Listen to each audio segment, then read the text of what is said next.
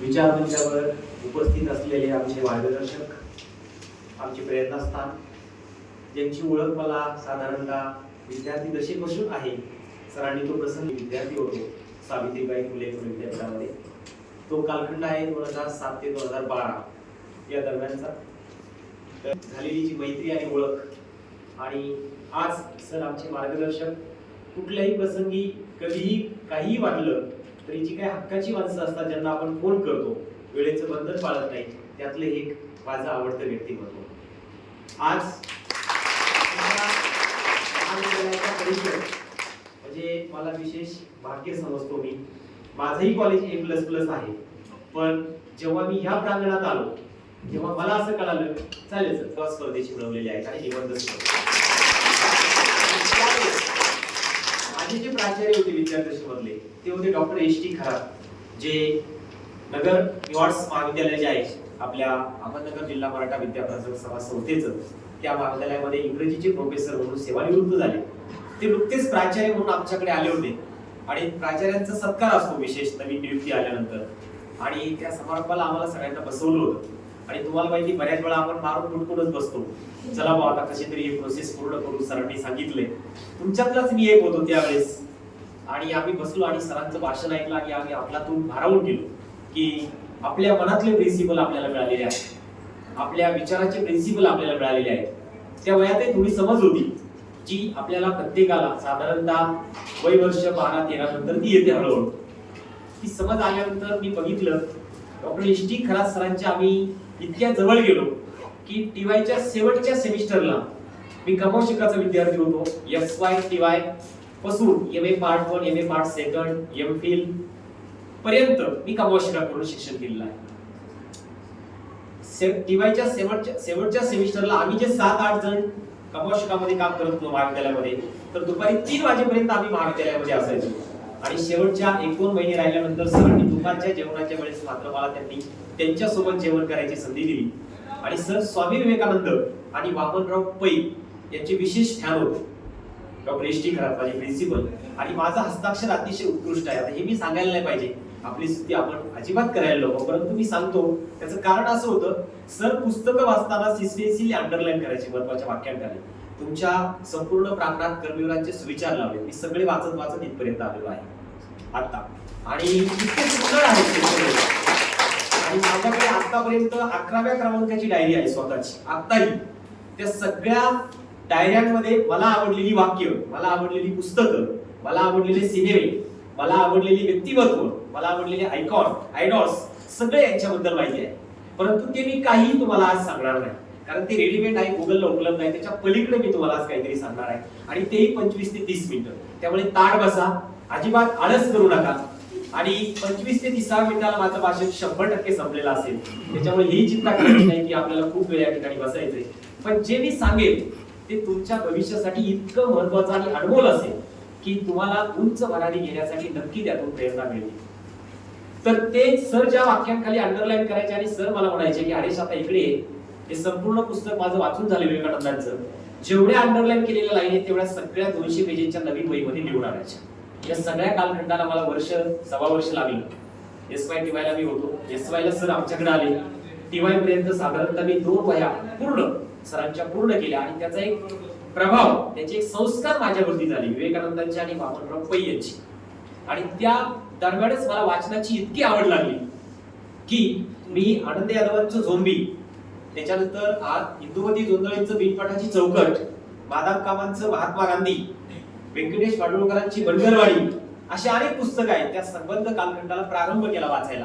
पु ल देशपांडेंचं बटाट्याची चाळ, त्याच्यानंतर अनिल अवचटांचं सृष्टीत गोष्टीत, अशी अनेक पुस्तकं त्या दरम्यान वाचायला लागलो. आणि ती सगळी लोक मी पुण्याला ज्यावेळेस शिकायला गेलो, आता पुण्याला कसं गेलो हेही सांगतो. आम्ही कॉलेजमध्ये ठराविकच लोक मुलं ऍक्टिव्ह असतात बऱ्याचदा आपल्या वर्गातले, कॉलेजच्या कॅम्पसमध्ये, आणि शिक्षकांच्या तोंडपाठ असतात त्यांची नावं. तुमच्यापैकी काहींची नावं तोंडपाठ असतात, तर ते शिक्षक आपल्याला आपुलकीने वागवतात. बाकी ज्यांची नावं तोंडपाठ नाही त्यांनी आपली नावं शिक्षकांच्या तोंडी येण्यासाठी प्रयत्न करायचे असतात, पण ते तसं करत नाही, त्यांची चेष्टा करतात. जे ऍक्टिव्ह असतात त्यांची चेष्टा करण्यात अधिक वेळ घालवतात. तर तसं नाही केलं पाहिजे मुलांना, लक्षात ठेवा. तुम्ही शिक्षकांच्या अधिक जवळ जाण्याचा प्रयत्न केला पाहिजे. तुमच्या मनातले विचार त्यांच्याबरोबर शेअर केले पाहिजे. ते तुमच्यापेक्षा ज्येष्ठ आहेत वयाने, किंवा त्यांच्यात तेवढं कॅलिबर आहे म्हणून ती त्या व्यासपीठावर बसलेले आहेत. मला आपल्यालाही बोलता यायला हवं, आपलाही सत्कार व्हायला हवा, बरोबर की नाही? आपल्याला कोणीतरी चहा ट्रे मध्ये घेऊन येऊन कॉफी घेणार का चहा घेणार का विचारायला हवं, कोणीतरी जेवायला घेऊन जाणार असं वाटतं या वयात खाली बसल्यावर. तुमच्यापैकी किती जणांना वाटतं मला आता हात वरती करून सांगा की सर येस माझ्या मनातलं बोलतोय, आमच्या मनातलं बोलतोय. बरोबर आहे, आता हे वाटतं आपल्याला. आणि हे बघा, ज्याच्या मनात हा विचार येतो तो जिवंत असतो. लक्षात ठेवा, तो जिवंत असतो, तो हेल्दी असतो आणि तो पॉझिटिव्ह असतो. मी आयुष्यातला असा माणूस आहे की मी जेव्हा जेव्हा शिकत होतो, जेव्हा जेव्हा अभ्यास करत होतो, नेट सेट करत होतो, नोकरीसाठी संघर्ष करत होतो, त्यावेळेस माझे सगळे मित्र निगेटिव्ह मध्ये होते. आपल्याला आता नोकरी लागण्याची शक्यताच फार वाढलेली आहे, प्रचंड वशिला असं सगळं काही बोलायचे. परंतु मी महाराष्ट्रातले 22 जिल्हे पालथे घातलेले मला नोकरी लागण्यापर्यंत. लक्षात ठेवा, मी ज्यावेळेस विद्यार्थी होतो, नेट सेट झालो अनेक ठिकाणी आणि सगळ्या ठिकाणचे इंटरव्ह्यू दिले. माझं रेकॉर्ड खूप उत्तम असतं. माझ्या घरी फाईल्स, माझ्या ड्राईव्हला, माझ्या मेलला, माझं ब्लॉग लेखन आहे, माझं स्वतःचं युट्यूब चॅनल आहे, सगळं व्यवस्थित असतं माझं. म्हणून तर मी तुमच्या समोर उभा आहे. जर नसतं काही तर मी इथपर्यंत आलोच नसतो. मी सगळं ते जपून ठेवलेलं आहे, कारण ती प्रत्येक आठवण आपल्याला घडवत असते, आपल्याला शिकवत असते. आणि या सगळ्या आठवणी तुम्ही जवळ जर बाळगल्या तर ह्या विस्फोटावर तुम्ही सहज इथपर्यंत पोहोचू शकता. सरांनी माझ्याबद्दल सांगितलं, पण सरांची जेव्हा मुलाखत आम्ही घेतली 2015 साली, आता त्याही गोष्टीला 9 वर्ष कंप्लीट झाले. लक्षात ठेवा, जवळ 2015 ला आमच्याकडे प्रमुख पाहुणे म्हणून ते आले होते. आणि ज्यावेळेस त्यांचे ते सगळे प्रश्न आणि मुलांना आमच्याकडे आयडियल आयकॉन व्यक्तींच्या मुलाखती नावाचा एक उपक्रम चालतो कॉलेजला. आणि त्या उपक्रमाअंतर्गत आम्ही एक आधी कार्यशाळा घेतो 2 दिवस, आणि त्यातून 2 मुलांना निवडतो मुलाखत घेण्यासाठी प्रमुख पाहुण्याची. आणि शिक्षक लोक घेत नाही. त्या 2 दिवस कार्यशाळेची मुलं ऍक्टिव्ह वाटली आणि त्या 2 मुलांनाच आलेल्या अतिथींची मुलाखत घ्यायला होतो. फक्त प्रश्न काढण्यासाठी आवर्जून मदत करतो आम्ही. त्या व्यक्तींचा बायोडाटा अगोदर मागून घेतो, त्या व्यक्तीने काही लिहिलं असेल काही माहिती मिळवतो, आणि त्यातले महत्त्वाचे आणि मोजके प्रश्न आम्ही काढतो आणि त्या व्यक्तीला विचारतो. ती मुलाखत अतिशय सुंदर होते. टीव्हीवर आपण अनेक लोकांच्या मुलाखती ऐकतो. अजून एक कार्यक्रम आता जाता मी ज्या काही गोष्टी तुम्हाला सांगितल्या लक्षात ठेवा, म्हणजे चालू असतात. दिल के करीब नावाचं स्मिता तळवळकरांचं एक युट्यूब चॅनल आहे. दिल के करीब माझा स्वतःचा वाचन वाटा नावाचा आहे, म्हणजे तेही सांगतो. आणि शेळके सर्च केला आणि वाचन वाटा तरी माझा युट्यूब चॅनल तुम्हाला दिसेल. त्याच्यावरती भरपूर व्हिडिओज आहेत, अनेक चांगल्या गोष्टी आहेत आणि आयुष्याला अर्थ देणाऱ्या गोष्टी. माझं ब्लॉग लेखन आहे स्वतःच. तर त्या दोन्ही गोष्टी मी तुम्हाला सांगतो. दिल के करीब या नावाचा स्मिता तळवळकरांचा खास मुलाखतींचा इंटरव्ह्यू नावाचा युट्यूब चॅनल आहे. प्रचंड गाजतोय सध्या, प्रचंड वेगवेगळ्या लोकांना ते भेटतायत. आणि विशेष म्हणजे तुमच्यासारख्या आणि माझ्यासारख्या जे तरुण पिढीला आहेत, त्या तरुण पिढीला ते भेटतायत. ती तरुण पिढी सांगते की मी कसा घडलो, मी कसा पुढे गेलो. तर हे तुम्ही आवर्जून त्या ठिकाणी ऐकण्याचा प्रयत्न करा. जो स्टॉक नावाचा एक युट्यूब चॅनल आहे, तुम्ही ऐकले का आतापर्यंत? जो स्टॉकला 20 मिनिटं, 15 मिनिटं, 12 मिनिटं वेळ दिला जातो समोरच्या व्यक्तीला आणि त्यांनी त्याच्या आयुष्याबद्दल सांगायचं. मी कसा घडलो, किती मिनिटात सांगायचंय? फक्त 12 मिनिटात, 20 मिनिटात. आता व्यक्ती जशी असेल तसा टायमिंग बदलतो. आता मी सुद्धा माझं नाव देणार आहे, म्हणजे माझ्या मित्रांनी मला आग्रह केलेला आहे, तिथे गेलेल्या अनेक लोकांनी. तिथं जाण्यापूर्वी आपला ते इंटरव्ह्यू घेतात, फोनवर आपला इंटरव्ह्यू घेतात, किंवा आपलं जे काय आता गुगल मीट आहे किंवा झूम आहे किंवा व्हिडिओ कॉल आहे त्याच्याद्वारे आपला इंटरव्ह्यू घेतात. आपल्याला काही महत्त्वाचे प्रश्न विचारतात आणि आपल्याला असं वाटतं आपल्याला खूप बोलायला संधी देईल. आणि मग शेवटच्या वेळेस त्याचा जो संपादक माणूस आहे तो फक्त सांगतो आपलं ऐकल्यानंतर, सर तुम्ही 7 मिनिटं बोलला तरी खूप होईल. 7 मिनिटात तुमच्या जडणघडणीबद्दल, म्हणजे ती व्यक्ती परत मी टायमिंग देतात. ते लक्षात ठेवा, कोणालाही सारखा टायमिंग नाही. त्या व्हिडिओवर बघा तुम्ही, कोणाचाच टायमिंग सारखा नाहीये. हा, व्यक्ती परत वे. तुकाराम मुंडे जे आपले आहेत, जे आपले फॅर आहेत आयएस अधिकारी, बरोबर, आतापर्यंत 36 वेळा बदली झाली आहे, बरोबर आहे. आता रिटायरमेंटला आहे पुढच्या 3 वर्षानंतर. तरी पण त्यांनी सांगितले अजून 10 वेळा झाली तरी तयारी आहे माझी सगळी काम करण्याची पद्धत. त्यांना 21 मिनिटं दिली होती. तिथे त्यांनी त्यांची सगळी स्टोरी लाईफ सांगितलेली आहे की मी आयएस कसा झालो आणि औरंगाबादला असताना शिकवणीचे वर्ग घेऊन मी यूपीसीचा अभ्यास कसा केला, इथपर्यंत सगळा प्रवास त्यांनी त्या ठिकाणी त्यांच्या जो स्टॉकवर मांडलेला आहे. तर तुम्ही तो ऐकला पाहिजे. इथे मुलींची संख्या चांगली आहे आणि जास्त आहे. तुम्हाला माहिती असेल मोफत शिक्षण का केले आता 3 दिवसापूर्वी आपले आदरणीय शिक्षण मंत्र्यांनी तसं जाहीर का केलं? तुम्ही त्याचा अभ्यास केला का? आता 8 दिवसापूर्वी लोकमतचा एक सर्वे आलेला आहे.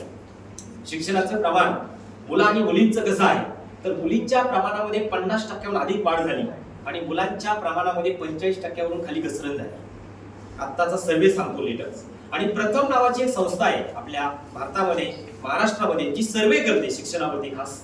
त्यांनी असा निश्चय केला की ग्रामीण भागातल्या ज्या मुली आहेत, विशेष करून शहरी नाही, ग्रामीण, निम शहरी, त्याच्यानंतर ज्याला आपण म्हणतो शहर पण नाही आणि खास ग्रामीण पण नाही, अशा एका मधल्या टप्प्यावरची जी शिक्षणाचं प्रमाण आहे, जिथे अजूनही बस व्यवस्था नाहीये, जिथे अजूनही तुमचं नेटवर्क पोहोचलेलं नाहीये, जिथे अजूनही तुमच्या मोबाईलला रेंज पोहोचलेली नाही. माझ्याकडचा असा अजून काही परिसर आहे, माझ्या गावापासून 30-35 किलोमीटरवर अजूनही हंड्या डोक्यावर पाणी आणावं लागतंय. अजूनही त्या मुलांना कुठल्याही गाडीला, टू व्हीलरला, फोर व्हीलरला, ट्रकला हात करून शाळा कॉलेजला जावं लागतंय माझ्यापासून 35 किलोमीटरवर. मग खऱ्या अर्थाने आपण बलशाली झालोय का? तर झालेलो नाहीत. आणि जर आपल्याला बलशाली व्हायचं असेल, सक्षम व्हायचं असेल आणि देश पुढे घेऊन जायचा असेल, देशाचा सर्वांगीण विकास करायचा असेल, तर अगोदर काम मुलींवर करावं लागेल. की लक्षात आलं शिक्षण तज्ञांच्या, आणि म्हणून त्यांनी खास तुमच्यावर काम केलं. आणि आमच्या मुलांचे अतिशय थोडे लोक आहेत माझ्या बाजूनी, पण मी त्यांच्या बाजूनी बोलणारा व्यक्तिमत्व असल्यामुळे त्यांना घाबरायचे काही कारण नाहीये. जरी हे सगळे असले ना, आम्ही एक 8-10 जणच जरी सभागृहात इथे असलो, तरी आमचं एकूण जे प्रमाण आहे नोकऱ्यांमधलं, सगळ्याच गोष्टींमधलं, त्यातली गुणवत्ता फार घसरत चाललेली आहे मुलांच्या बाबतीतली. आणि म्हणून त्याच्यावरती सुद्धा गंभीर विचार होऊन त्यांना कौशल्याधिष्ठित कसं करता येईल याच्यावर सुद्धा शासनाच्या पातळीवर प्रयत्न चालू आहे. तो आपला विषय नाही, ते विचार करतील आपल्यापर्यंत. GR येईल, पत्र येईल, त्याच्यानंतर ते आपण फॉलो करू. तर आता मुख्य विषयाकडे मी येतो की आजचा युवक नेमका काय आहे, त्याच्या समोरची नेमकी आव्हानं काय आहे, आणि त्यांनी त्याच्यावरती काय उपाय योजले पाहिजे. आणि तुमच्यासारखी जी पिढी आहे, आता तुम्ही सगळे मला प्रफुल्लित वाटताय. माझ्या कॉलेजमध्ये मी 5 जण असले, 2 जण असले तरी मी लेक्चर घेतो वर्गात. आता संख्या मर्यादितच असते आपल्याकडे येणाऱ्याची, पण मी त्यांना सांगत असतो ताट मांडीने बसा. लेक्चर 50 मिनिटाचं असले तर मी 25 मिनिटं टीचिंग करत, बाकीच्या वेळेस आपण हेल्दी गप्पा मारू. पण त्या 25 मिनिटात असं द्यायचं की जेणेकरून त्याला जाताना असं वाटलं पाहिजे की आज काहीतरी एक विचार घेऊन मी चाललेलो आहे वर्गात. किंवा सरांची जे काही वर्षभरामध्ये लेक्चर झाले, त्या लेक्चर मधून मला पुढच्या वर्गात जाण्यासाठी ही प्रेरणा मिळाली. तर तुम्हाला मी मुद्दामून 2 उदाहरण या ठिकाणी देतो, ज्या आमच्या सहवासात आम्ही एकत्र होतो. एक पहिलं उदाहरण आहे हलिमा कुरेशी नावाच्या व्यक्तीचं, जी BCCI चॅनल माहिती तुम्हाला, सॉरी BBC माहिती, BBC मराठी, सगळ्यात नामवंत आणि टॉप मोस्ट युट्यूब चॅनल तर आहेच, परंतु चॅनल सुद्धा. तर तिचा जो प्रवास आहे, तो प्रवास IBN लोकमत ते BBC इथपर्यंत कसा झाला, हा प्रवास मी तुम्हाला अगदी 1.5 ते 2 मिनिटात सांगणार आहे. तर ती पुण्यामध्ये विद्यापीठामध्ये बॉटनी विभागामध्ये शिकत होती. आता तुम्ही सायन्सच्या, तुम्हाला माहिती बॉटनी मध्ये शिकत होती, MSc बॉटनी करत होती, आणि आम्ही पुणे विद्यापीठाच्या मराठी विभागामध्ये शिकत असलेले विद्यार्थी होतो. तर ती अनेक व्याख्यानांना, कार्यक्रमाला मराठी विभागामध्ये यायची तिचे लेक्चर संपल्यानंतर. आणि सगळं संपल्यानंतर आपण म्हणतो अभिप्राय नोंदवा व्याख्यानाचा, ती समोरून पटकन उठायची आणि पुढे यायची आणि 2 मिनिटं बोलायची. ती अशी चुनचुनीत बोलायची की तिला असं वाटायचं ती भारावून जायची. आणि कधी कधी आमच्या बरोबर कॅन्टीन मध्ये बसल्यानंतर म्हणायची की चुकून मी MSc बॉटनीला गेले, सायन्सला गेले, ती खरं तर लँग्वेजला पाहिजे होती, मराठीला पाहिजे. तर तिने हा प्रवास कसा सुरू केला, पुणे विद्यापीठाच्या अंतर्गत MPhil साठी मी एक विषय घेतला होता, दगडावरची बिरणी. एक पुस्तक आहे दगडावरची बिरणी, तुम्हाला आवर्जून तुमच्या लायब्ररीमध्ये असेल नसेल तर ते पोहोचवण्याची पण व्यवस्था आम्ही करू. सय्यदभाई नावाचे गृहस्थ आहे, त्यांनी ते लिहिलेलं आहे. आणि मुस्लिम समाजातले जे काही महत्त्वाचे प्रश्न आहेत, विशेषतः तलाकचा प्रश्न अत्यंत गंभीर प्रश्न आहे, शिक्षणाचा प्रश्न आहे, आरोग्याचा प्रश्न आहे, रोजगाराचा प्रश्न आहे, असे अनेक प्रश्न अतिशय सुंदर पद्धतीने त्या पुस्तकात त्यांनी रेखाटलेले आहेत. त्या पुस्तकावरती मी MPhil केलं. आणि सय्यदभाईंची ज्यावेळेस 75 वर्ष पूर्ण झाली, त्यावेळेस त्यांचा विशेष सत्कार ठेवला होता पुण्यामध्ये. आणि त्या निमित्ताने सय्यदभाईंची मुलाखत घ्यायची होती. आणि म्हणून मराठीतले मोठे नामवंत लेखक आहेत राजन खान, त्यांची एक अक्षरमानव नावाची चळवळ. तर राजन खानाने 2 व्यक्तींची निवड केली त्या मुलाखत घेण्यासाठी. त्यात होतो मी आणि दुसरी होती हलिमा कुरेशी. आणि त्या कार्यक्रमाला त्यावेळेचे IBNचे लोकमतचे संपादक आणि आता स्वतः निखिल वागळे ओरिजिनल नावाचे युट्यूब चॅनलचे संपादक निखिल वागळे सर प्रमुख पाहुणे म्हणून उपस्थित होते. संपूर्ण मुलाखत संपल्यानंतर त्यांनी मला आणि हलिमाला बोलून घेतलं आणि त्यांनी हलिमाला विचारलं, विशेषतः हलिमाला जास्त विचारलं माझ्यापेक्षा, कारण त्याला मुलींच्या बाजूने मुली पुढे गेल्या पाहिजेत. आणि विशेषतः ती मुस्लिम समाजातली, मुस्लिम कुटुंबातली मुलगी असल्यामुळे ती धडपड करते, त्यामुळे त्यांना विशेष आवड वाटली. आणि त्यांनी तिला सांगितलं, तू आता पुढच्या वर्षी रानडे जे आहे आपलं सगळ्यात नामवंत महाराष्ट्रातलं डिपार्टमेंट आहे जर्नलिझमचं, तिथे पुढच्या वर्षी तू सर्टिफिकेट कोर्स कर, डिप्लोमा कर किंवा डिग्री कर. आणि त्याच्यानंतर 1 वर्षांनी माझ्या या मेल ID वर, ते फोन नंबर देत नव्हते कोणाला, आजही देत नाही, तर त्या माझ्या मेलवर संपर्क कर आणि मुंबईला IBN लोकमतच्या कार्यालयात येऊन माझ्याजवळ इंटरव्ह्यू दे. त्याच्यानंतर तिने MSc बॉटनी कंप्लीट केल्यानंतर 1 वर्षांनी तिने डिप्लोमा कंप्लीट केला 1 वर्षाचा रानडेला. आणि त्याच्यानंतर सरांना मेल केला. सर IBNचे संपादक होते अगदी 2017-16 पर्यंत. आणि ही गोष्ट मी तुम्हाला सांगतोय 2013 मध्ये. आणि तिने इंटरव्ह्यू दिला मुंबईला जाऊन आणि निखिल वागळे सरांनी तिला सिलेक्ट केलं. आणि नंतर ती IBN लोकमतची रिपोर्टर झाली. कुठली? पुण्यातली, आणि तिला जे बीट दिलं, बीट म्हणतात त्याला, एका वेगवेगळ्या ठिकाणी तुम्हाला ज्यावेळेस रिपोर्टरला वेगवेगळं शहर दिलं जातं, गाव दिलं जातं, एखादा विशेष परिसर दिला जातो, त्याला बीट असा शब्द आहे. तिला जे बीट दिलं तो डेक्कन आणि डेक्कनचा परिसर, जे FTI वगैरे नावाच्या संस्था तुम्ही ऐकल्यात ना आता, तिथे अनेक गोष्टी घडतात किंवा सिनेमे तयार होतात, आपले अनेक लोक तिथं महत्वाचे घडून गेले, तो परिसर तिला गेला आणि तिथून ती रिपोर्टिंग करायची, वेगवेगळ्या लोकांना भेटायची. तर तिचे जे वडील होते ते ट्रक चालक होते, आई गृहिणी होती, आणि हा सगळा प्रवास करताना तिने जो प्रवास सुरू केला, तो प्रवास सुरू करता करता ही जी BCCI आहे, आता तुम्हाला मी सांगितलं, अत्यंत मराठीतलं ऑथेंटिक, तुम्हाला काही महत्वाचं ऐकायचं असेल, एखादी घटना घडलेली असेल आणि ती जाणून घ्यायची असेल तर तुम्ही BBC न्यूज पाहिजे पाहिजे युट्यूब चॅनल. बाकी तुम्ही पाहू शकता, मी असं म्हणणार नाही, परंतु सर्वात ऑथेंटिक सध्याच्या घडीला आणि अतिशय अभ्यासपूर्ण केलेली मांडणी जर कोणती असेल तर BBCची असेल. तर आता लेटेस्ट त्याच्या तिथपर्यंत होणारा जो प्रवास आहे, तो प्रवास हा असा चित्तथरारक प्रवास आहे. म्हणजे एका ट्रक चालकाच्या मुलीला एक IVL लोकचे संपादक भेटतात, मराठीतले महावीर जोंधळे भेटतात, हिंदूमध्ये जोंधळे भेटतात, कुठेतरी अनिल अवचट भेटतात, आणि आयुष्यात कुठल्या स्वतःच्या स्किलवर, स्वतःच्या परिश्रमावरती आणि स्वतःच्या जडणघडणीवरती इथपर्यंत माणूस जाऊ शकतो. तुम्ही तुमचा प्रवास कसा करू शकता लक्षात ठेवा. म्हणजे 10,000च्या नोकरीपासून तर तुमच्या 1 लाखापर्यंतच्या पगारापर्यंत तुम्ही असं सहज प्रवास करू शकता. फक्त तो प्रवास करण्यासाठी स्वतःवरती विश्वास पाहिजे, स्वतःमध्ये ती धडपड पाहिजे. दुसरी एक आमची मैत्रीण आहे शर्मिष्ठा भोसले नावाची, तुम्ही दोघीलाही सर्च करू शकता युट्यूबला, माझं व्याख्यान सापडल्यानंतर. आता करू नका चालू मध्ये, नाहीतर मी पुढचं जे सांगणार आहे ते विसरून जाईल, बरोबर की नाही. तर शर्मिष्ठा भोसले अशीच औरंगाबादला आता लोकमत मध्ये पहिली सकाळमध्ये काम करायची पुण्यामध्ये, नंतर ती औरंगाबाद आवृत्तीची एका पुरवणीची संपादक झाली, आणि आता ती लोकमतसाठीच काम करते. पण कसं काम करते, वेगवेगळ्या फील्डवर जाऊन, त्याला मुक्त पत्रकारिता असं म्हणतात. पत्रकारितेमध्ये हा एक संकल्प हे आहे, आणि तुम्ही सायन्सला जरी असले तरी पुढे जाऊन तुम्हाला पत्रकार होता येतं, लक्षात ठेवा. मुक्त पत्रकार नावाची एक संकल्पना आहे, तर ती मुक्त पत्रकार आहे. आणि आताचा जो दिवाळी अंक आहे कोणता, लोकमतचा, दीपोत्सव नाव आहे त्याचं, लक्षात ठेवा. त्या दीपोत्सव मध्ये तिचं आर्टिकल आलेलं आहे बघा. आशा वर्कर जे आहे, आशा वर्कर नाव ऐकलंय का, ग्रामीण रुग्णालयात वगैरे कुठेतरी ऐकलं असेल वगैरे, तुम्हाला कधी जाण्याचा योग आला नाही, परंतु कधीतरी तुम्ही ऐकलं असेल आशा वर्कर.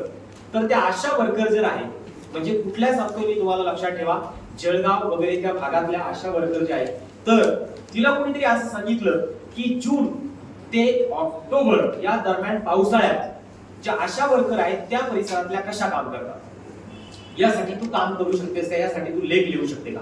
हा लेख कसा लिहायचा होता लक्षात ठेवा, त्या भागात जाऊन राहायचं होतं 15 ते 20 दिवस, आणि त्या तुमच्या अनुभवावर तू लेख लिहायचा होता, लक्षात ठेवा. पावसाळ्यातल्या दिवसांमध्ये जाऊन तू लेख लिहायचा. तिने ते आव्हान स्वीकारलं, ती त्या ठिकाणी गेली. पावसाळ्यात गेल्यानंतर तिकडे कुठेही बस नाही, काय नाही, अशा वाड्या वस्त्या आहेत की पाण्यातून बोटीने जावं लागतं, किंवा ते लोक मदत करतात तुम्हाला, मासेमारी वगैरे करणारे जे लोक आहेत, मासे पकडणारे, ती त्या बोटिंगमध्ये बसून जायची. आता विचार करा, जर रात्रीला एखाद्या लेडीजला त्रास झाला, रात्री उशिरा, ती कुठेतरी वाडी वस्तीवर राहते, आणि आता तिला हॉस्पिटलला घेऊन जायचं, तर अशा वेळेस काय करायचं. तिने सगळं त्या लेखात लिहिलेलं आहे, जवळजवळ 20-22 पानांचा तिचा तो लेख आहे. तो लेख वाचल्यानंतर लोकमतचे जे संपादक आहेत त्यांनी तिचा विशेष सत्कार मुंबईला केला त्यांच्या त्या प्रकाशनामध्ये. तर तिने ते चित्तथरारक अनुभव सांगितले की बाबा रात्रीच्या वेळेस कशा पद्धतीने त्या बोटीतून जावं लागतं, कुठेतरी जीप भेटते, कुठेतरी ट्रक भेटते, कोणातरी हात करावा लागतो, कोणातरी विनंती करावी लागते, कुठलं ग्रामीण रुग्णालय फोन उचलत नाही, फोनच नाही, लागण्याचा प्रश्नच नाही, मोबाईलला रेंजच नाही, कुठे नेटवर्कही नाही. आणि मग अशा वेळेस ज्या आशा वर्कर आहेत त्या वर्कर त्या महिलांच्या घरी जाऊन कशा पद्धतीने काम करत असतील हा अनुभव आपण घेऊ आणि मग समाजाला सांगू. तर अशी सुद्धा अनेक तरुण आहेत आपल्यात, लक्षात ठेवा. जिवंतपणे तो अनुभव आपण घ्यायचा आणि मग दुसऱ्याला सांगायचा. आता आपल्याला ऐकतानाच कसं वाटतं, लक्षात ठेवा हे सगळं, तर प्रत्यक्ष तिथं जाऊन राहणं, तिथे जाऊन ते काम करणं ही कल्पनेच्या पलीकडची गोष्ट आहे. 15 दिवस मी म्हणतोय, आपल्याला 2 दिवस ट्रिप लागायचं असेल तर आपण भेळ, चिवडा, लाडू, कुरकुरे, बरोबर आहे की नाही, कुरकुरे सगळंच असतं आपल्या बॅग मध्ये, व्यवस्थित चॉकलेट्स, कॅडबरी, बरोबर आहे का नाही, सगळी काळजी आपण घेतो. त्यात 3-4 पाण्याच्या बाटल्या, पैसे, फोन पे, गुगल पे, सगळं. म्हणजे आपले ट्रिपला जाण्यापेक्षा बाकीचीच तयारी गोष्टीला जास्त महत्व असते. आपल्यातला असं कोणीच काही म्हणत नाही, आपण तर मोकळे हेल्दी जाऊ, इतरांचे कपडे वापरू, इतरांचं हिसकून घेऊ, बरोबर की नाही, असे काही लोक पाहिजेत, बरोबर की नाही. पण तसं आपण काहीच करत नाही. आपलं सगळं सुरक्षितता पाहिजे. वडिलांचा नंबर, वडिलांचा आईचा नाही लागला तर काकीचा, काकीचा नाही तर शेजारच्या काकूचा, बरोबर की नाही, सगळं असं एकदम सुरक्षित पाहिजे, बरोबर की नाही. म्हणजे त्यात मॅडम किती येणार आहेत, बाकीचे लोक कोण असणार आहेत, शेजारची मैत्रीण येणार आहे का, ती ताई, मग आपण जाऊ, ह्याच्या पलीकडे जाऊन विचार करा. लक्षात ठेवा, मी तुम्हाला विनोद वाटतो, याच्या पलीकडे जातो मी जर आयुष्यात काहीतरी स्वतः आपल्याला काहीतरी करायचंय अशी हिंमत बाळगा. विनाकारण फार संकोचित सुरक्षित त्या मोबाईलला 10 वेगवेगळे पासवर्ड टाकलेले, आपल्या मेलला वेगळाच पासवर्ड सापडतही नाही, त्यात वेगवेगळे अंक टाकलेले, जन्मतारीख टाकलेली, गाडीचा नंबर टाकलेला, आणि काय चाललंय. म्हणजे मी विचार करतो, आता तुम्ही समजा BCS ला असाल, BSc ला असाल, MSc ला असाल, आणि स्वतःचा मेल आयडी व्यवस्थित असावा, एकच मोबाईल नंबर परमनंट असावा. मला फोन भेटलाय आयुष्यात 2014 साली, सगळं शिक्षण कंप्लीट झालं, MA नेट सेट वगैरे झालं, फोन भेटलाय मला, लक्षात ठेवा. तोही नोकियाचा छोटा फोन भेटलाय.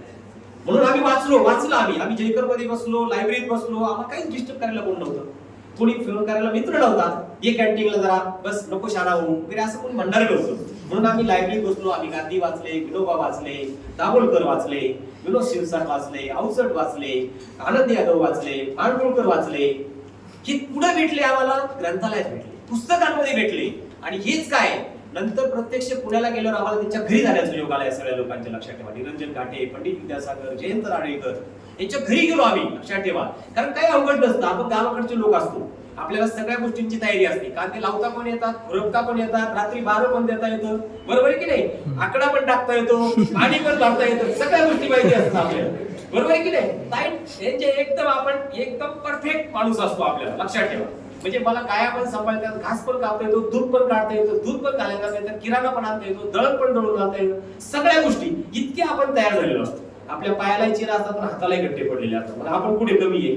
आणि मग निरंजन घाटेंच्या घरी जाणं एवढं अवघड आहे का आपल्याला, बरोबर आहे की नाही, किंवा माडगुळकरांचं घर शोधणं एवढं अवघड आहे का आपल्याला.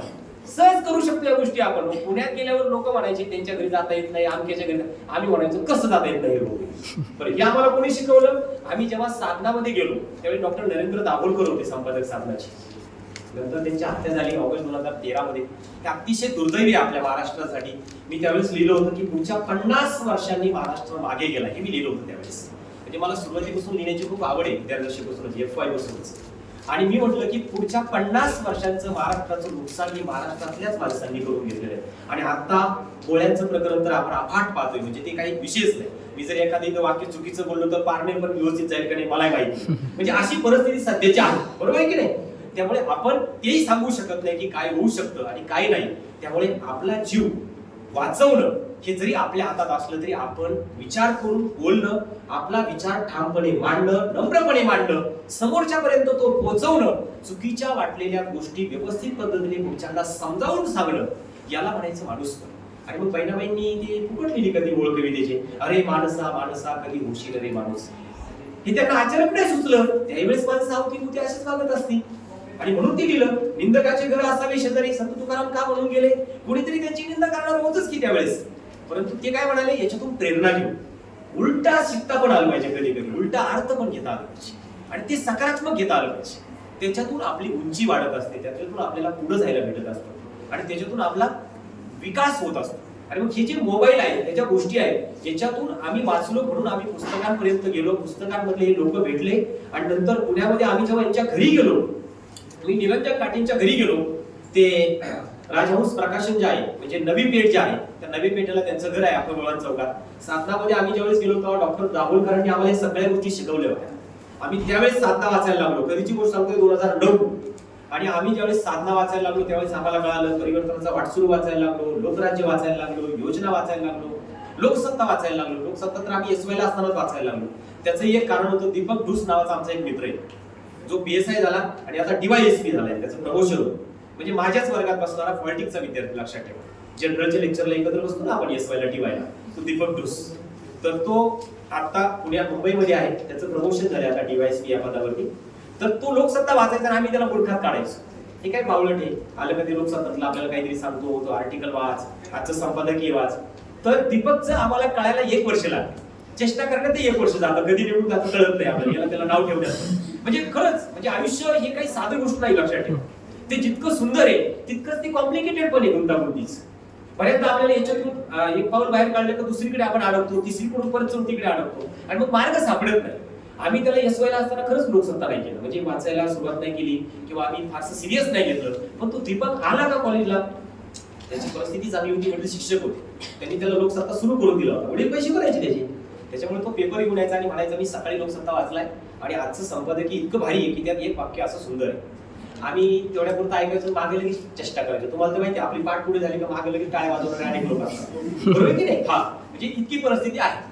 आणि नंतर टीवायला गेल्यावर आम्हाला एका सरांनी पटवून दिलं, पॉलिटिक्सचे सर डॉक्टर विरेंद्र दळशेट्टी, माझे मार्गदर्शक, त्यांच्या सोबत आज मला काम करण्याची संधी भेटते कॉलेजमध्ये. तर ते आम्हाला सांगायचे की वाचलं पाहिजे. युपीएससी, एमपीएससी आणि कुठल्याही स्पर्धा परीक्षेसाठी लोकसत्ता अत्यंत महत्वाचा पेपर आहे. आणि त्यातही शनिवार आणि रविवारचा वाचलं तर अत्यंत महत्वाचं आहे. रविवारचं लोकरंग पुरवणी असते आणि त्यावेळेस चतुरंग पुरवणी होती, तेव्हापासूनच शनिवारची ती मी वाचणं फार गरजेचं आहे. सकाळी एक सांगायचे ते सप्तरंग वाचा रविवारची, आणि सकाळी एक वाचा. मटा सांगायची, मटाची संवाद नावाची पुरवणी आहे, लोकमतची मंथन नावाची पुरवणी आहे, दिव्य मराठी रसिका नावाची पुरवणी आहे. हे सगळं ते सांगत होते, पण पटत नव्हतं त्या वयात. आताही तुम्हाला नाही पटत. म्हणजे ज्या आईचं जास्त पटायला पाहिजे, जिने जन्म दिलेला आहे, जी अनुभव घेते, ऊन पेलते, झेलते, पाऊस झेलते, बरोबर आहे की नाही, एवढे उन्हाळे पावसाळे घेते, ती आईचं जास्त पटायला पाहिजे. पण पटतंय का? मनापासून सांगा, नाही पटत. वडिलांचं पटायला पाहिजे, पटत नाही. मग पटतं कोणाचं? एकतर फार जीवाभावाची जवळची एखादी मैत्रीण, शिक्षकांचं फार कमी वेळाच पडतं, बरोबर आहे की नाही? जीवाभावाची मैत्रीण असते, तिला ना समज असते ना अनुभव असतो, तरी तिचं जास्त पडतं, बरोबर आहे की नाही? नसेल तर जीवाभावाचा एखादा मित्र असतो, ज्याला काही आयुष्याबद्दल घेणं, ज्याच्या आयुष्याची दिशा स्पष्ट आहे, तो मार्गदर्शकाच्या भूमिकेत आपल्या समोर उभा राहतो, बरोबर आहे की नाही? आणि मग तो मार्गदर्शकाच्या भूमिकेत राहिला त्याचंही अधिक पटायला लागतं. जी मैत्रीण संवेद राहते तिचा प्रभाव अधिक आपल्यावर पडतो, लक्षात ठेवा. त्यामुळे मैत्री करताना सुद्धा कळलं पाहिजे की मैत्री कोणाबरोबर करायची, मित्र आपला कोण असला पाहिजे हे सुद्धा कळलं पाहिजे, लक्षात ठेवा. कारण तुम्ही ज्याच्या सहवासात जास्त काळ राहता त्याचा प्रभाव तुमच्यावरती पडतो, लक्षात ठेवा. आता माझा मुलगा छोटा आहे, मी जे शब्द बोलतोय घरात आल्यानंतर, माझ्या नंतर असं लक्षात आलं, मूर्ख, बावळट असे शब्द ज्यावेळेस आपण वापरतोय त्यावेळेस सहजपणे तो उच्चारतोय. हे माझ्या लक्षात कधी आले? 1-2 महिन्याच्या सरावानी लक्षात आले. म्हणजे आपण घराचे शब्द कारण तुम्ही ज्याच्या काळ जास्त सहवासात राहता त्याचा प्रभाव नॅचरली तुमच्या व्यक्तिमत्वावर पडतो आणि ते व्यक्तिमत्व तसा आकार घेतो. आणि तुम्हाला वाटतं आपण बरोबरच्या ट्रॅकला आहोत, नाही.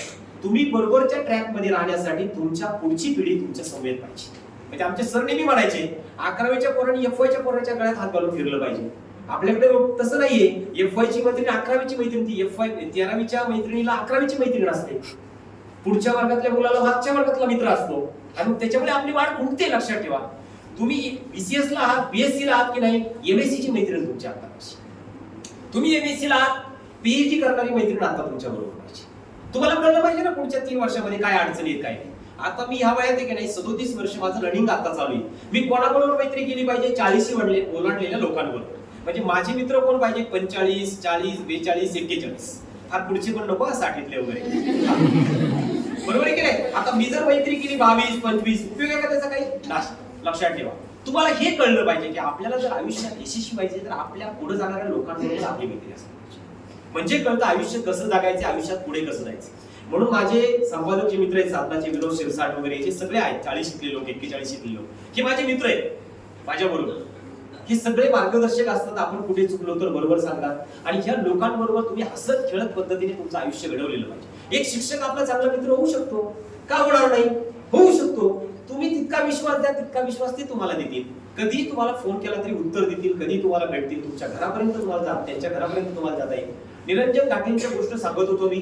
त्यांच्या घरी गेलो, आणि घरी गेल्यानंतर आपण जिथे चप्पल काढतो आपल्या घरात, तिथपासून पुस्तकं लावलेली होती. चप्पल कुठं काढावी हेच काढा. शेवटी हातात घेतली. आता ठेवायची कशी पुस्तकांजवळ? शेवटी हातात घेतली चप्पल उचलून हातात घेतल्यावर बेल वाजवली. बेल वाजवल्यावर त्यांना म्हणाले, ते म्हणले, अरे चप्पल हातात का घेतल्यात? अहो म्हणलं, सर कुठे ठेवायची चप्पल हेच कळालं नाही. तुमच्या घराच्या गेट पासूनच पुस्तकं ठेवलेली सगळी, कारण बाहेर जाळी होती ठोकलेली पूर्ण लोखंडी, आणि म्हणून पत्र्याचं छेद होतं, म्हणजे पावसाने ते भिजणार नव्हते. पण काढायला जागाच नाही. घरात गेलो, अख्खं किचन आहे पुस्तकांनी भरलेलं. फक्त जिथे स्वयंपाक करायचा गॅस वगैरे तिथे नव्हतं. बेडमध्ये गेलो, टीव्हीवर आहे पुस्तकं, बेडवर आहे पुस्तकं, साईडनी पुस्तकं. मी विचार केला, अरे माणसं राहत कशी असतील. त्यांची मिसेस ज्या होत्या त्या आकाशवाणीवर होत्या, पुढे आकाशवाणीवर निवेदिका आणि अँकरिंग वगैरे करणाऱ्या. आणि मग आज गेलो, सगळीकडे पुस्तकं. ते म्हणले, काय झालंय? तो आम्हाला त्यांनी नावाने शिकाय वगैरे ओळखत नव्हते. पुणे विद्यापीठातले विद्यार्थी आले, मनोज जाधवांनी पाठवले, माझे गुरु आहेत तिथले. ते हेड ऑफ द डिपार्टमेंट झाल्यावर आम्हाला हे सगळं भेटलं बघायला. 300-350 लोक त्यांनी 3 वर्षात बोलवले डिपार्टमेंटला, अनेक थरातले, वेगवेगळ्या थरातले. आणि ते ऐकल्यानंतर आम्हाला कळालं की कसं म्हणजे वाचायचं असतं वगैरे. मग त्यांनी आम्हाला पुस्तकांच्या गोष्टी सांगितल्या, विज्ञानाच्या गोष्टी सांगितल्या, मी कसा घडलो, मला नारळीकर कसे भेटले, मला त्याच्यानंतर रघुनाथ माशेलकर कसे भेटले, या लोकांचा प्रभाव. आणि मग त्यातून ही छोटी खोली दोन म्हणजे छोटं घर होतं परंतु प्रचंड पुस्तक. आणि तिथे गेल्यानंतर त्यांच्यासोबत तासभर गप्पा मारल्यानंतर कळालं. आणि मग ते पुण्यातले लोक फार सुंदर असतात, त्यांची भाषा गोड, प्लेट आपल्याला ज्यावेळी डिश देतात तीही गोडच असते. आणि मग जाताना आपल्याला त्यांनी पुस्तकं भेट दिली, खूप आवडायची त्यावेळेस सही करून दिलेली पुस्तकं. आणि त्यावेळेस आम्ही कोड्याचा कॅमेरा घेतला होता, त्यावेळेस मोबाईल वगैरे काय नव्हते, त्यात आम्ही तो रोल होता, 36 फोटो त्याच्यामध्ये निघायचे. आणि मग ते आम्ही फोटो काढायचो, त्याची 5-6 अल्बम माझ्याकडे ठेवलेले. डॉक्युमेंटेशन तुम्हाला सुरुवातीपासून व्यवस्थित करता आलं, नंतर तुमच्या आठवणी तुम्हाला जर लिहायचं ठरलं तर तुम्हाला ते बघून सहज सुचतं, नाही का. 1 पान 1.5 पान तुम्ही त्याच्यावर लिहू शकता. माझे ब्लॉग लेखन त्याच्यामुळे झालेले खरं तर, त्या आठवणींमुळे. आणि मग तुम्ही हे सगळं करू शकता आणि तुम्ही ते केलं पाहिजे. एक अजून अविस्मरणीय आठवण आहे तुमच्या जीवनातली, म्हणजे तुमच्यासाठी ती अत्यंत महत्वाची आहे, ती एक सांगतो. आणि आपण एक पुढच्या 5 मिनिटांमध्ये आता समारोप करूया. तर ती एक आठवण तुम्हाला सांगतो की रांची हे तुम्हाला माहिती, छत्तीसगड वगैरे ऐकून आहे तुम्ही रांची. त्या रांची मधली 2012 ची गोष्ट आहे. आणि त्यावेळेचा जो दीपोत्सवचा दिवाळी अंक आहे 2012, तो तुम्ही आवर्जून पहा, अवेलेबल आहे आपल्याकडे अंक सगळे. त्याच्यामध्ये आलेला हा लेख आहे. तर परदेशामधून एक तरुण अत्यंत बिझनेस माइंड किंवा प्रचंड संपत्ती असलेला माणूस त्या रांचीमध्ये येतो. खरं तर त्याला समाजसेवक सोशल वर्कर म्हणून काम करायचं असतं. परदेशामध्ये तुम्ही पाहिले का, म्हणजे समजा तुम्ही बघा आपले समजा आता जे काही सुंदर पिचाई आहेत, गुगलचे सीओ माहिती का तुम्हाला, वयाच्या 34व्या वर्षी ते पद मिळवले, वयाच्या 34 रनिंगला ते पद मिळवले त्यांनी. कसे झाले, काय झाले, सगळी हिस्ट्री आहे युट्यूब. स्वतः आदरणीय पंतप्रधान त्यांना भेटायला गेले होते गुगलला, त्या ऑफिसला, गुगलच्या ऑफिस बद्दल सुद्धा वाचा, ऐका, तुम्हाला प्रचंड आवडेल ते वाचायला, ऐकायला. तर सुंदर पिचाई जे आहेत तुमचे, फेसबुकचे जे आहेत, मार्क्स, हुसेन बर्ग वगैरे, हे सगळे लोक आहेत तुमच्या वयात, त्यांनी सगळी क्रांती घडवली जगात, देशात नाही केवळ. तर या सगळ्यांना ते जे लोक आहेत ते त्यांच्या एकूण उत्पन्नातला जवळजवळ 50% वाटा हा समाजासाठी खर्च करतात. तिकडे ती पद्धतच आहे, थोडा पैसा. आता आपण किती करतो, काय करतो, हा नंतरचा संशोधनाचा, बरोबर आहे की नाही. तर त्या व्यक्तीने रांचीमध्ये तो आला आणि त्याला लक्षात आलं की इथे ज्या खेड्यापाड्यात राहणाऱ्या ज्या मुली आहेत, म्हणजे तिथं जर मुलीचा जन्म झाला, आता थोडंसं संवेदनशील आहे पण तुम्हाला ऐकावं लागेल, तिथं जर मुलीचा जन्म झाला तर त्या मुलीला बऱ्याचदा जन्म झाल्यानंतर सुद्धा मारलं जातं. कसं, तर तिच्या अंगावरती दूध ओतलं जातं आणि जोपर्यंत ते पूर्ण भरत नाही पातेलं किंवा ती जागा आणि तिचा जीव जात नाही तोपर्यंत ते ओतलं जातं. तो अभिषेक वगैरे ते असं म्हणतात वगैरे, असं ते रांचीमध्ये पूर्वी 2012 पर्यंत हे चालू होतं सगळं, आता बंद झालंय सगळं. तर तिला मारलं जातं आणि नसेल जर ठेवलं काही आई वडिलांनी, समजा ती मुलगी जिवंत राहिली तर बघा वय किती वर्षांचं आहे, 6 वर्षांची मुलगी असताना ती सहज भांडे उचलून आणू शकते, नाही का. तुम्ही प्लेट आणायसाठी तर आणू शकते, पाणी आणायसाठी तर आणू शकते. तिला दुसऱ्याच्या घरी भांडी घासण्यासाठी पाठवलं जातं वय वर्ष 6 असल्यापासूनच, लक्षात ठेवा, दुसऱ्याच्या घरी. आणि तिला जे काही 1 रुपया 2 रुपये 4 रुपये दिले जातील त्याच्यातून ते आईवडील संसार चालवतात. हे रांचीमधलं सगळं चित्र त्या माणसापर्यंत पोहोचलं आणि तो रांचीत आला. आणि रांचीत आल्यानंतर त्याने एक जागा बघितली, छोटीशी शाळेची जागा वगैरे. तिथे गेल्यानंतर त्याने पहिल्यांदा त्याला असं वाटलं की ह्या मुलींवर आपल्याला काय करता येईल, म्हणून तो महिनाभर तिथे थांबल्यानंतर त्याच्या लक्षात आलं आपण यांना फुटबॉल पट्टू बनवूया त्या मुलींना. कारण तिथे गेल्यावर त्या वातावरणात कळावं लागतं ना आपल्याला की यांना कशाची गरज आहे. जाऊन लगेच इंजेक्शन देता येत नाही, अगोदर तपासावं लागतं, काय झाले पाहावं लागतं, कॅपॅसिटी काय आहे, वजन किती आहे, रक्तगट कोणता आहे, सगळं पाहावं लागतं ना, बरोबर आहे की नाही. तसं त्याने महिनाभर काम केलं आणि त्याच्या लक्षात आलं संस्थानात की इथे आपण फुटबॉल पट्टू करूया. आणि म्हणून हळूहळू त्याने फुटबॉल खेळायला आणि फुटबॉल मुली एकत्र करायला सुरुवात केली. या सगळ्या गोष्टींना संबंध वर्ष गेलं. हळूहळू लोक पाठवायला लागले मुलींना फुटबॉल खेळायला वगैरे. आणि हे खेळता खेळता मुली उत्तम फुटबॉल खेळायला लागल्या. मग त्याने त्या सगळ्यांना ड्रेस फ्री देणं, शूज फ्री देणं, बॉल म्हणजे त्यांना देणं खेळायला, त्यांच्या घरच्यांना पैसे देणं, ते दिल्यानंतर लोक पाठवायला लागले. एक टप्पा असा आला की स्पेन फुटबॉल म्हणजे फुटबॉलसाठी स्पेन तुम्हाला माहिती आहे सगळ्या जगात अव्वल आहे फुटबॉलमध्ये. आणि स्पेनमध्ये फुटबॉलची अंतिम स्पर्धा, आंतरराष्ट्रीय ऑलिम्पिक स्पर्धा जाहीर झाली आणि त्याला असं वाटलं की आपल्या मुलीला आपण स्पेनला पाठवू खेळण्यासाठी. आता विमानात त्या जाणार म्हणून पालकांना असं वाटतं उडून जातील मुली आपल्या, ते वर गेल्यावर परत येणारच नाही. असे पालक होते तिथे शिकलेले वगैरे सगळे. त्याने फार रोमॅन्टिक म्हणजे ते सगळं लिहिलंय, मनोरंजन करणार. ते कधी कधी मनोरंजन वाटलं, कधी कधी रडायला येतं, कधी कधी हृदय पिळवळून येतं त्या आठवणी वाचल्यानंतर वगैरे. आणि मग त्या पालकांना समजायला परत वेळ गेला की बाबा तसं काही होणार नाही. त्यांचे पासपोर्ट काढले, त्या मुली स्पेन मध्ये गेल्या. पहिली जी त्यांची स्पर्धा झाली त्यामध्ये त्या हरल्या. पण हरल्यानंतर काय झालं बघा, जेव्हा असं कळलं टोटल स्टेडियमला, म्हणजे ते आठवत माहितीच होतं ना कोणता संघ उतरणार आहे किंवा काय. हरल्यानंतर सुद्धा अख्खं स्टेडियम, जगात एकदाच घडले असं लक्षात ठेवा, अख्खं स्टेडियम उभं राहून त्यांच्यासाठी टाळ्या वाजवल्या. त्या मुली त्यांचा प्रवास पाहून एक जन्म घेणारी मुलगी भांडी घासायला वयाच्या 6व्या वर्षी जाते दुसऱ्याच्या घरात, 2 रुपये मिळवती, पालकाला देतीये, रिक्षा चालवतीये, पोट भरतीये, हे सगळं कळालं. आणि तिथे त्याने जेव्हा त्यांची दुसऱ्या तिसऱ्या दिवशी दुसरी मॅच झाली, त्यानंतर त्या जिंकल्या, सुखरूप आल्या. आणि जगात आज लक्षात ठेवा, युट्यूबला सर्च करा, रांची असं शहर आहे की तिथे प्रत्येक बापाला वाटतं की माझी मुलगी फुटबॉलपटू झाली पाहिजे. ही क्रांती लक्षात ठेवा. एक माणूस येतो आणि एवढी मोठी प्रचंड क्रांती करून एकाही मुलीचा तिथे आज मृत्यू होत नाही किंवा एकाही मुलीकडे आज अवहेलना किंवा अपमानकारक नजरेने पाहिलं जात नाही. जगात अशी क्रांती घडवली कोणी महात्मा गांधींनी घडवली, गौरव पाटलांनी घडवली, विठ्ठल रामजी शिंदेनी घडवली, डॉक्टर बाबासाहेब आंबेडकरांनी घडवली, काटे महाराजांनी घडवली, कितीतरी लोक आहेत. आणि म्हणून आज तुम्ही आम्ही आहोत. सावित्रीबाई फुलेंमुळे, महात्मा फुलेंमुळे. लक्षात ठेवा, त्यांनी पहिल्या मुलींची शाळा काढली नसती तर आपण एवढे बसलो नसतो. नंतर कोणीतरी म्हटलं समान असलं पाहिजे, स्त्री पुरुष समान नातं असलं पाहिजे, एकत्र शिकले पाहिजेत, ते बसले पाहिजेत, म्हणून आज आपण एकत्र. त्याच वेळेस जर कोण ठरवलं असतं तर मुली वेगळ्या मुलं वेगळे शिकल्या, शक्य होतं का ते? त्यांनी सगळ्यांनी काम केले. त्या सगळ्यांचे प्रचंड गुण आहेत. अनेक अथांग आपण जिवंत असेपर्यंत आपण नसल्यानंतर सुद्धा ते ऋण फेडू शकत नाही. हे सगळं त्यांनी त्यांच्या कर्तृत्वातून सिद्ध करून दाखवलं आणि मिळवलं. आणि म्हणून आपण इथपर्यंत पोहोचू शकलो. तुम्ही तुमच्या चाकोरीबद्ध आयुष्याच्या बाहेर जाऊन विचार करा, सुरक्षिततेच्या बाहेर जाऊन विचार करा, संकोचित राहू नका, ब्रॉड थिंकिंगच्या बाजूने जा. योग्य टप्प्यावर तुमच्या हातात योग्य पुस्तकं पाहिजेत. लक्षात ठेवा, म्हणजे तुमच्यासारख्या मुलांनी मुलींनी आता गांधी वाचले पाहिजे, विनोबा वाचले पाहिजे, लोकमान्य टिळक काय होते, बॅरिस्टर रानडे काय होते, परदेशात जाऊन शिकून आले ते. महादेव गोविंद रानडे बॅरिस्टर होण्यासाठी परदेशात गेले, गांधी बॅरिस्टर होण्यासाठी परदेशात गेले, सावरकर परदेशात गेले, रानडे परदेशात गेले, बाबासाहेब परदेशात गेले, मनमोहन सिंग परदेशात गेले, पी नरसिंहराव परदेशात गेले. कितीतरी लोक तिथून शिकून आले. त्यांना कळालं जागतिक पातळीवर काय शिकवलं जातं, जागतिक पातळीवर काय संशोधन केलं जातं, जागतिक पातळीवर समाज कसा समजून घेतला जातो, जागतिक पातळीवरचे प्रश्न काय आहेत, माणसांनी माणसांशी कसं वागायचं, तिथे जाऊन शिकले. आणि आपल्याकडून त्यांनी ते पेरलं. आणि आता आपलं काय उगवतंय तुम्ही तर पाहताय. किती मुलं संशोधन करतायत, किती मुलं पुढे जात आहेत. आपण अभ्यास कसा करतोय, परीक्षा कशी देतोय, वर्गात कशी असतोय, आपण शिक्षकाला प्रश्न कसे विचारतोय, हे सगळं पाहिलं तर त्यांनी किती परिश्रम घेतले. लक्षात ठेवा, बाबासाहेबांची 4 पुस्तकं हरवली होती कुठून प्रवास करताना, तर वर्षभर ते हळहळ व्यक्त करत होते. लक्षात ठेवा, बाबासाहेबांच्या 500 भाषणांवर मी पीएचडी केलं. हा 4 पुस्तकं हरवली, ते हळहळ व्यक्त करत होते. आपल्या मोबाईलचा कोणाचा मिस कॉल पडला तरी हळहळ करतो, आपण उचलू शकलो नाही. सरांनी 5 मिनिटं लवकर सुद्धा बरं झालं असतं, उचलत आला असता. आता तो उचलत नाही, ती उचलत नाही, बरोबर आहे की नाही? म्हणून आपण असं असतो. आपलं एखादं पुस्तक आहे हे बरोबर, हरवलं बरं झालं, डोक्यात दाब घ्या, लायब्ररी भरून टाक. किती भरायचे सर? 200 का? अजून भरून टाका, काय अडचण नाही, 50 एक्स्ट्रा. आपण तो विचारच करतो, बरोबर आहे की नाही? बाबासाहेबांच्या जसं तुम्हाला अग्निपंख ज्यावेळेस वाचता येते अब्दुल कलामांचं, बहिणीचे दागिने गहाण ठेवून अब्दुल कलामांनी परीक्षा दिली किंवा त्यांनी पुढे परीक्षेला गेले आणि त्यांनी पुढे ते सगळ्या आठवणी लिहिल्या. तसे बाबासाहेबांचे वडील सुभेदार होते. सुभेदार माहिती ना, संभाजी मालिका बघितली की नाही तुम्ही?